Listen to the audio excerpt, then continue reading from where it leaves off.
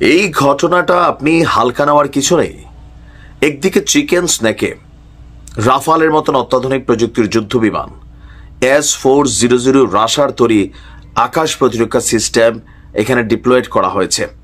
অপরদিকে আজকের দিনেই স্বাধীন সার্বভৌম একটা দেশের আকাশ সীমানা লঙ্ঘন করে ভারত যে জিনিসটা পাঠিয়েছে, আধা ঘন্টা বাংলাদেশের আকাশে ঘুরে বেড়াইল, আমাদের প্রতিরক্ষা সিস্টেম আসলে কোথায়?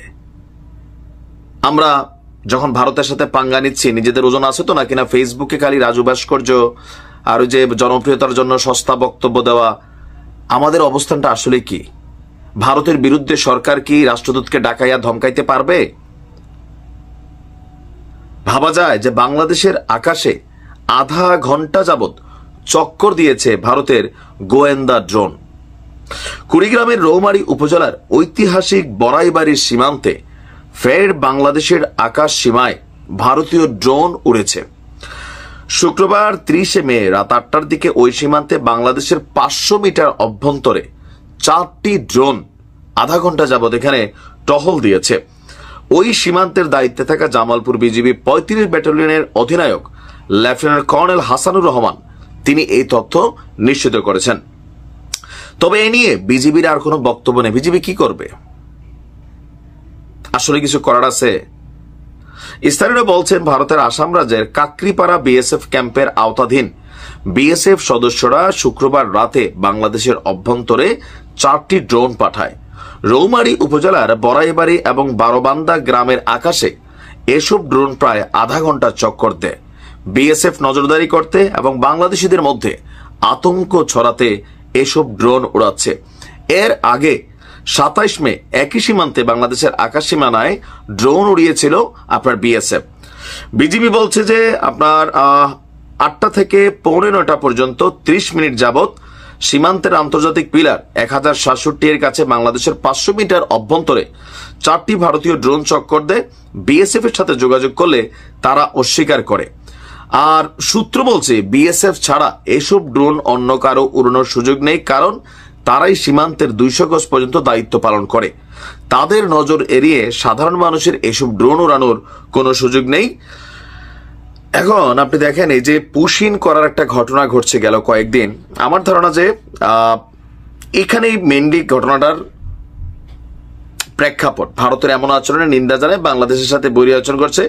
এখন আমাদের যে সরকার আছেন, পররাষ্ট্র মন্ত্রণালয় আছে, স্বরাষ্ট্র মন্ত্রণালয় আছে, নির্বাচন, বিএনপি একটা দল চাইছে, সারা পৃথিবীতে কেউ চাচ্ছে না। মানে সরকার তো বৈশা বৈশা খালি মনে হয় যে রাজনৈতিক দলগুলার এনসিপি ছাড়া বাকিদের আঙ্গুল দেওয়ার জন্যই অনেক ধরনের কাজ করছেন, মানে তাদের কর্মকাণ্ডে আঙ্গুল উঠানোর জন্য কাজ করছেন। কিন্তু ভারতের সাথে মুখে মুখে এটা সেটা, কিন্তু এই যে ধরেন আমাদের আকাশ সীমানার মধ্যে ভারতের ড্রোন ঢুকে যাচ্ছে, সরকারের পক্ষ থেকে শক্ত বিবৃতি বা পাল্টা ভারতীয় দূতাবাসের যে প্রধান আছে, রাষ্ট্রদূতকে ডাইকা তাকে তো মিনিমাম লেভেলে ধমকানোর দরকার ছিল যে তোমার দেশ থেকে এটা ঘটছে, 27 তারিখে ঘটছে, আবার ঘটছে, কেন জিজ্ঞাসাবাদ করা হয়েছে? গণমাধ্যমে তো দেখি নাই। আমার ধারণা এখন যে কাজটা করতেছে ড্রোন দিয়া, বাংলাদেশের বিভিন্ন জায়গায় ভারতের বিএসএফ তাদের জনগণকে বাংলাদেশে পুশিন করছে। এই পুশিন খেলায় এদের দরকার কি? নিরাপদ একটা এরিয়া যেখানে মানুষ টানুষ নাই, তো ড্রোন পাঠাইয়া আশেপাশের এলাকাটা দেখে, তারপর ওই খালি জায়গা পাইয়া সেখানে পাইলে মানুষদেরকে ঢুকাই দেয়। ভারতের বিরুদ্ধে এটা নিয়ে শক্ত প্রতিবাদ করা দরকার রাষ্ট্রের। এটা কিন্তু নিরাপত্তা ইস্যু।